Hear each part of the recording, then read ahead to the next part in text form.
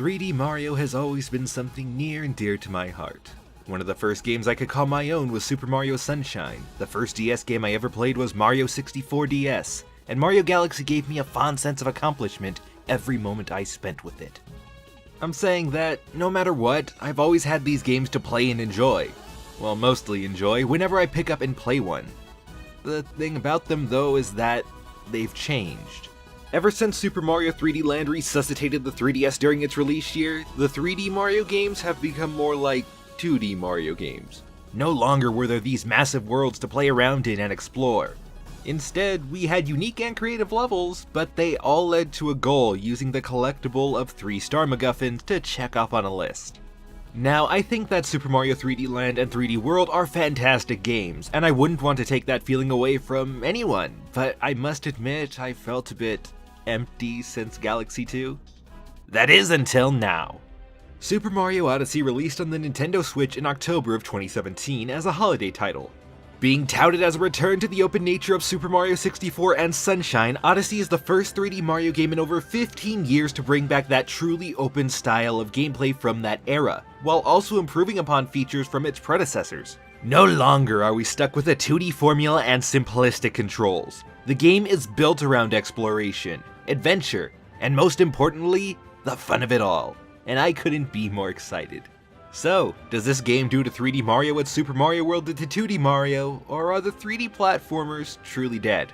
Let's begin.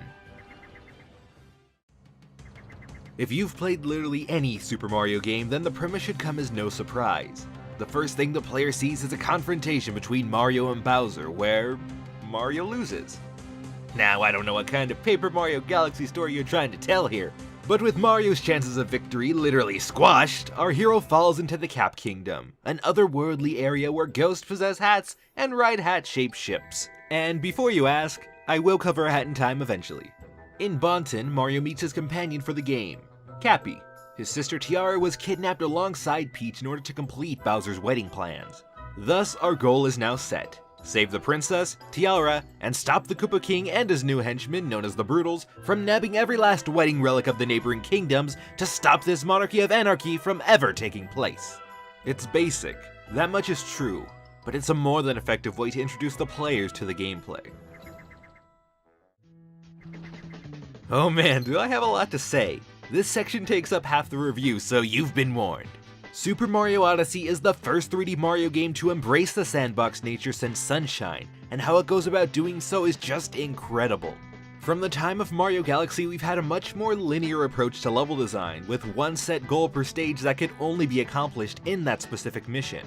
Compare this to 64 or Sunshine, where you were able to sequence break, going past Mission 1 and getting stars that you wouldn't be able to obtain until much later. Odyssey welcomely incorporates this approach, and for it being Yoshiaki Koizumi's first sandbox-style 3D Mario that he produced, I think him and his team did an excellent job here. Every single level was unique from a design perspective, incorporating hazards and mechanics that are exclusive to that world. The smaller areas were richly dense, containing an abundance of secrets to discover and things to do. Larger areas, however, had missions of a much greater scale with plenty of smaller challenges sprinkled in for variety. New Donk City is the standout example. It embodies pretty much the entire game, which makes sense because that was the one they showed the most. Objects like streetlights act as coin boxes, and the cars across town can be used to gain momentous height mid-jump. My only wish is that more of the world would have taken these basic concepts and ran with them, as there are very few other inventive set pieces like those. The only world that doesn't follow this suit was Bowser's Kingdom itself, which went for a much more linear layout and disjointed design. Nothing, aside from the setting and enemies, stood out, which really isn't good for your penultimate level. I don't hate it, but it doesn't exactly fit in with the rest of the other, more expansive areas. Aside from that one world though, the levels are huge, bustling with unique enemies and characters to interact with and capture. You see, that is the main mechanic of Mario Odyssey, the capture ability. Because the team had so many ideas they wanted to implement in regards to power-ups and such for Mario, they just decided to make a way for all these different elements to come together into one game. Capturing is as simple as throwing Cappy into a nearby enemy and boom, you possess him. Not everything can be captured, sadly, but pretty much anything with a hat is up for grabs. When I first saw this, I thought it would be like Flood or the Luma from Galaxy, but it's so much more. The different enemies and objects you can control are all diverse and fun to play as, some more than others. Yeah, the statues and stuff aren't the most interesting things in the game, but any game where I could stack Goombas is a good game. That had some stuff after the story, but we aren't there yet. The aspect behind the capture mechanic I love most, however, is how much you actually use it. With 15 unique kingdoms to explore and play around in, each containing between 1 and 7 new captures to use, they just feel so good to utilize and figure out what you should use each one for. Some are cool, others are silly, and I can't even believe that I'm like, what is this? Despite it being used so much, especially early on, the Goombas were probably one of my top 5 to use. Sure, stacking them is very easy, but you can do tricks with them, press switches, and trick a female Goomba into falling in love. Give me your moon! Abort! Abort! Abort! And you know what? That isn't even my favorite thing about the game. Not by a long jump. I mean, it's really good, but I'm more someone who's drawn to good controls and movement. Cappy's secondary, yet most vital feature is the extra layer of depth he adds to Mario's already impressive moveset. Everything from 64 is accounted for, albeit a bit updated, with much tighter controls and more movement options. Cappy can be thrown and held in place, meaning that he's also able to be jumped on to gain extra distance and higher ground. If you want to possess a T-Rex, jump on a trampoline, unpossess the T-Rex, and dive right into the boss area, you can do that. Or how about a triple jump into a cap throw into a dive off the hat into another cap throw and dive into a roll into a long jump to grab a moon? You can do that as well. The movement is just unrivaled here, and those are just basic examples in my footage. I'm no speedrunner, but even I could tell that this game gives the player so much potential to work with that one's approach in getting from point A to B is only limited by their creativity. I guess if there was one problem that I have with the controls, then it would be the forced motion controls.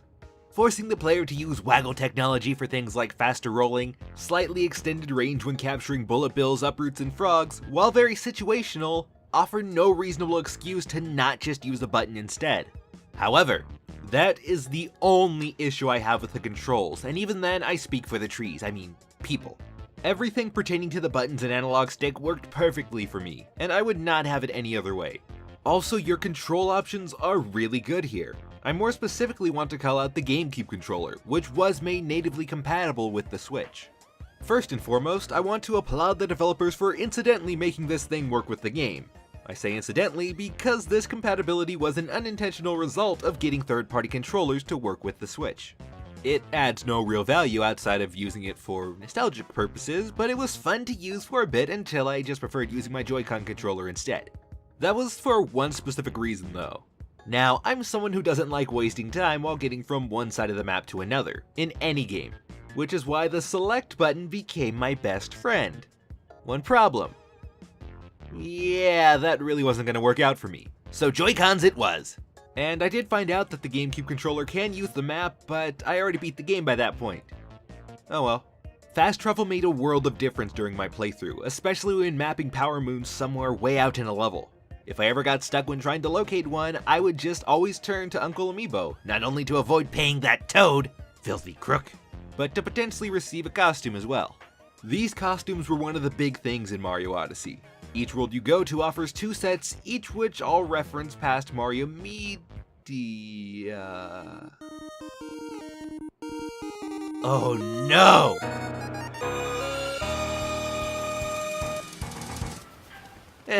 Not the worst thing I've done with that meme. I can also play as my obligation. If I get one more request, I'm gonna do it! I'm gonna jump!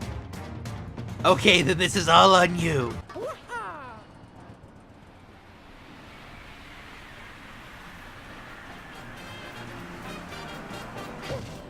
Why are we still here? Just to suffer? There are just so many fun ideas I have to do with these. 50 years have passed, but I do not age. Yet, the suffering continues. The inclusion of costumes, while very minimal in terms of practical use, in fact I think you get less than 20 moons with all of them, are very fun to wear and add to the game's personality. I'll get back to that soon enough. For the moon-specific costumes, you can find purple coins scattered in each kingdom. For smaller kingdoms, there are 50 to find, with the larger kingdoms containing 100 each. And for some of these, you have to go pretty out of your way to find them. In fact, I had to look up a guide for a few considering how well hidden they were at times. This didn't happen too often, as purely exploring the edges of the land may have just been where those last few coins were. Keep in mind though that each coin is kingdom specific, so you can't get 100 coins from the Metro Kingdom and buy all of the Lake Kingdom's goods. Now gold coins, those are universal. You can max out the 4-digit counter to buy extra moons, costumes, or a temporary health upgrade. The costumes will be your biggest coin caching caper, but the moons run a close second. Aside from that though, gold coins act as your lives counter. I use the term loosely because this is the first Super Mario game where 100 coins does not equal an extra life, because in truth, there are no lives in this game. The iconic 1-up mushroom is nowhere to be found, and the only thing you lose when you die are 10 measly coins. A bold move to be sure. You would think this makes the game easy, and yes, without a life system you don't lose nearly as much progress in most cases, but I still died a fair amount of times. Odyssey isn't a hard game, but it has the ubiquitous task of finding all the secrets and collectibles. Now granted, the strain or fun of seeking everything out depends on how inclined you are to complete the game, but the whole process can be eased up with the use of amiibo. I know not everyone has these things, and you absolutely don't need them aside from 3 exclusive costumes, but in my second playthrough they were a big help in locating the purple coins that I overlooked, and played a huge role in finding all the moons for my first playthrough. If you have them, use them. If not, a guide will probably accomplish the same task faster. You can also tap amiibo for coins, HP hearts, and extension hearts. It's a small bonus that's wholly unnecessary but not unappreciated. Although the game should have told me I could do this among other things, because with how much the player can do, it's a bit overwhelming to keep track of all your features and abilities. There is the action guide, but even then that does not cover everything. Thankfully, the world layouts and levels are built around Mario's core movement and capture abilities, but one isn't necessarily required over the other. If you want to have a more exploration-heavy time in search of secrets, then capture enemies and look for oddities in the environment. Or if you would prefer to just get to the end of each world and move on, then mastering Mario's moveset is essential in getting through the game quickly. I, of course, scoured each world with a fine-tooth comb before moving on to the next in my first playthrough, with my second playthrough seeing how long the game would take. Apparently not that long, as I made it from Bondin to Bowser's Kingdom in about 3 hours. I have no doubt an extra 2 hours would have been added to that time if I didn't already know where the easy power moons were located, but I did, so yeah. However, I would highly recommend not taking this approach on your first run through, as you're doing a huge disservice to both yourself and the game. Getting that base number of 124 moons equates to roughly 1/8 of the total moon count, meaning that you can effectively multiply that time by at least 7 if you're going in blind. Well, I mean, there are a few stragglers that you absolutely can't get until the post-game, and by a few, I mean 70%, and by stragglers, I mean they're just unavailable. I'm pretty sure you can get about 300 though before you beat the final boss. Trust me, it's a real treat to just take your time with the game. For fans of Sunshine, there are callback challenges that have a similar but more compact feel than that game's secret stages, and the 2D sections were almost always something I enjoyed. I particularly admired the creativity of the folding screen moon and theater moon.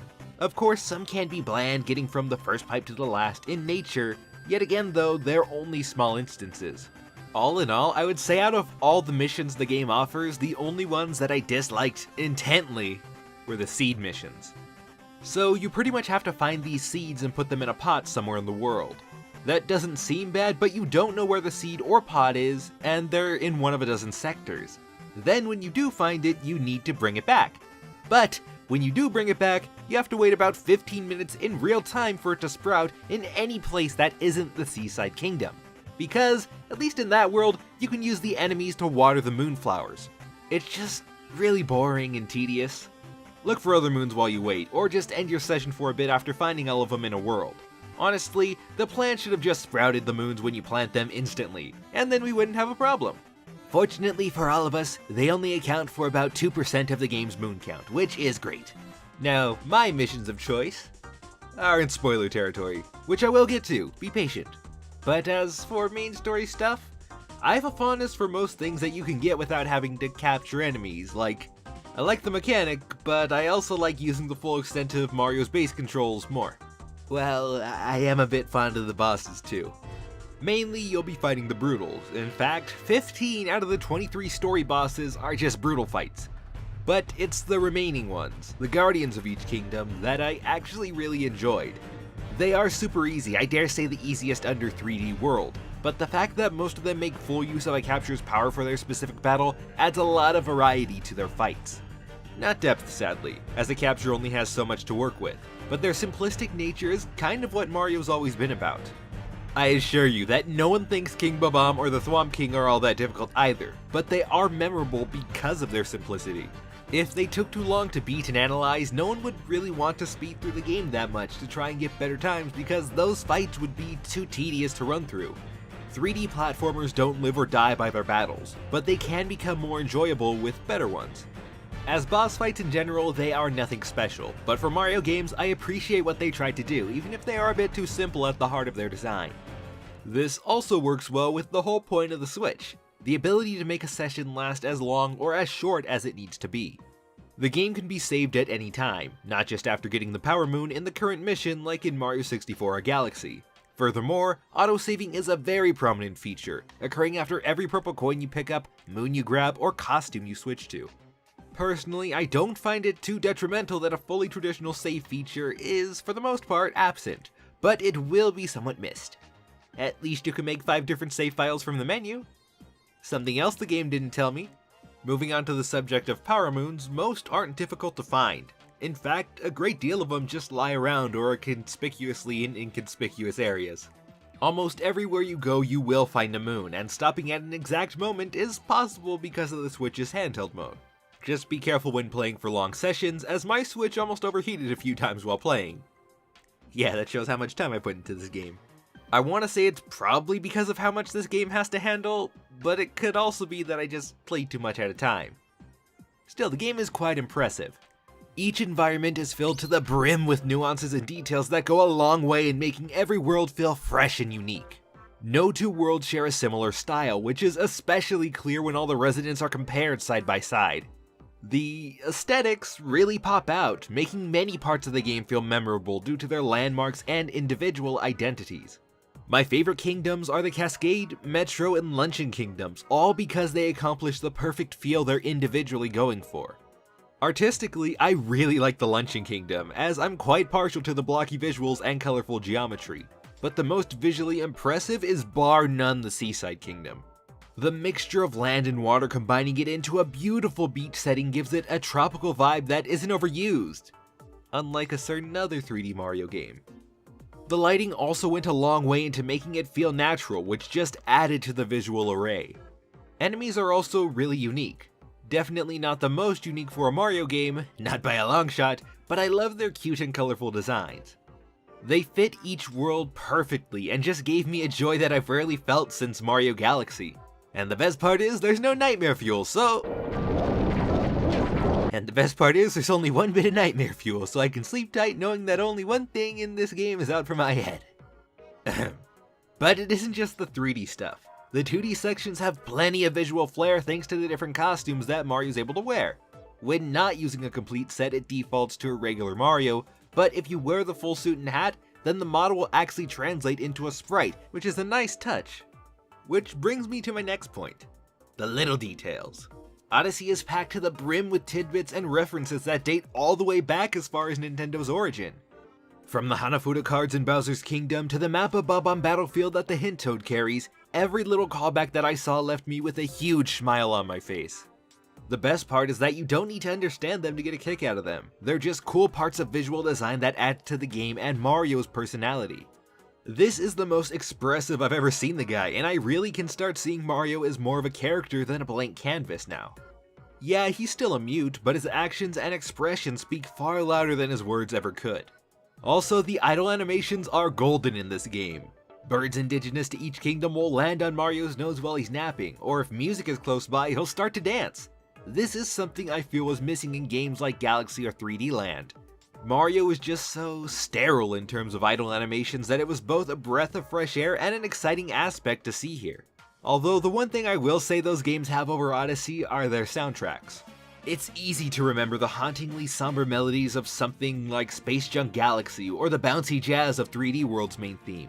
But the Odyssey tracks, while very good in their own right, don't pop out as much. By no means are they atmospheric, because they're not. but I have my doubts that the music will be in people's memories as much as the aforementioned games. That said, however, I do firmly believe that there are great tracks here. Cascade Kingdom, Lake Kingdom, New Donk City, and Jump Up Superstar are only a few examples of my favorites, but the remixes of past tracks like the Super Mario Kart theme or the Mario World bonus stage are really fun and quirky interpretations of those classics. I just wish that there were more of those kinds of songs. But what really matters here is if the game will visually stand the test of time. For the most part, I would defend that this game's unique mishmash of styles would indeed last for the next few generations. Like any stylized game, if done masterfully, can end up being a timeless classic. But this brings me back to New Donk City, and it's not with praise this time. For whatever reason, they chose to put in realistic humans, and they don't look so good. Shiny skin, obvious edges on the models, and even though you can't see it in this footage, they're the only things that animate in 30 frames per second. They drag this part of the game down from being a visually timeless classic to something that's already dated. If you were to ask me, I would have had the citizens follow the same style as Pauline. Realistic proportions, but cartoony features. That one change would have made a world of difference, but at least the rest of the game avoids this problem. Because of the art styles being so unique yet consistently cartoony, it gives the worlds more character than they've ever had, and I do admire that. So after getting to Bowser's Kingdom and fighting the Brutals for the 13th total time, Bowser just barely escaped with Peach to the Moon Kingdom. Shouldn't you put a suit on or something? Oh, that's alright, I don't give a. Well, I told him. We make it to Castle Oblivion just in time, and I've always wanted to do this. Lay down our objection. Take that! Sadly, the Bowser fight is just disappointing. Not only is it a rehash of his battle from the Cloud Kingdom, but it lacks a secondary form, leaving no impact on me at the end. But he goes down and ooh! This is the best part of the endgame. Fight me! So while brief, we get to control Bowser for the final moments, and it just feels so empowering, and it brings the game kinda full circle.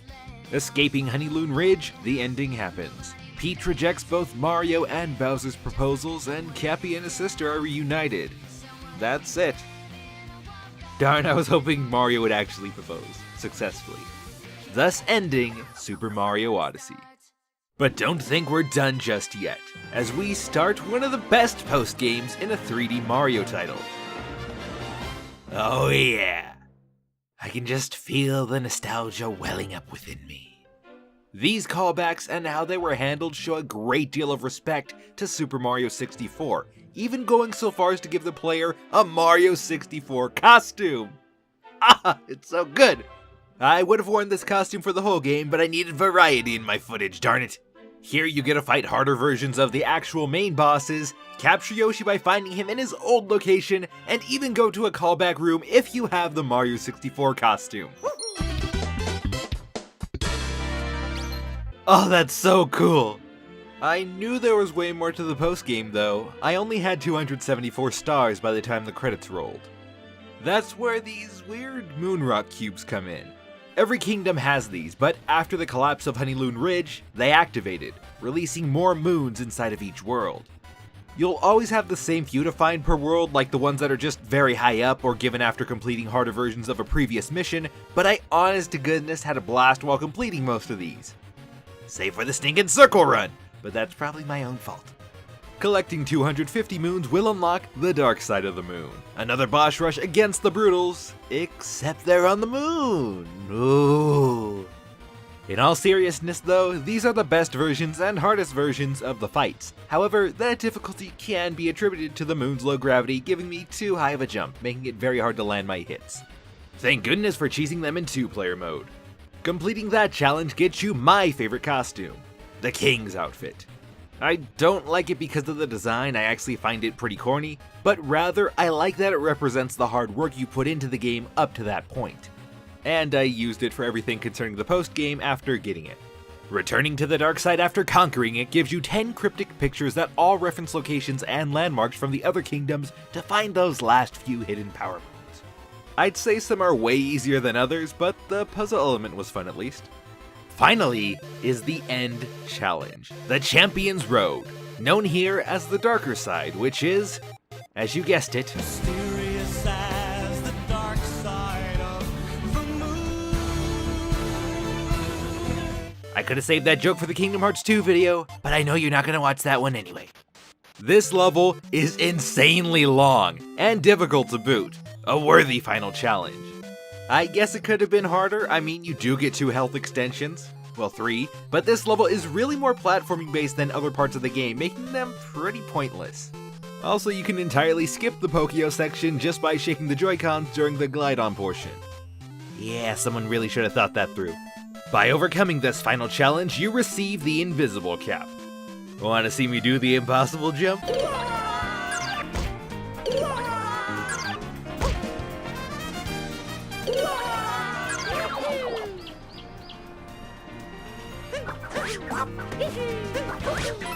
Yeah, I did it! Well, I guess I'll die then. The next logical step from here was to replay the dark side again with the invisible cap on.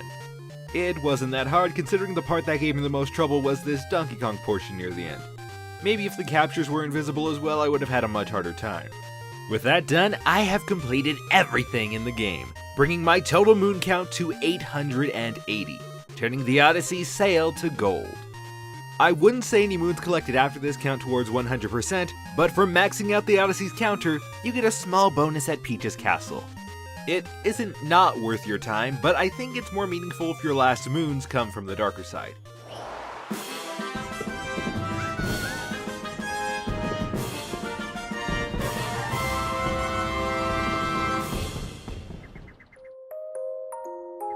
And with that, my time with Super Mario Odyssey has come to an end. I've gotta say, I'm impressed. When I first saw the game, I was excited, yet skeptical. I wondered if this new idea would work or not, if it could be a true successor to the old 3D Mario titles. And I was just about floored by how great it turned out to be. For the entire time I was playing it, Mario Odyssey had me entranced in its gameplay and visuals, giddy when I saw its secrets, and enamored by its heart. This is hands down my favorite Mario game as of ever. I love the controls more than any game of the past. Its level design and creativity just blew its predecessors out of the water for me. And I know the next time we get a 3D Mario game of this ilk, it'll have even more polish and creativity. That could very well be the pinnacle of Mario's game design. If it can somehow improve upon the visuals to make them more stylized and timeless, if it can make a soundtrack that rivals Galaxy, if it can deepen Mario's movement, then I think we'd have an objective winner, folks. This is all hypothetical though. We have no word on what's to come next for the X-Plumber, but I can say without a doubt, you need to play this game. It may never beat the nostalgia of times gone by, but it sure does show how far we've come.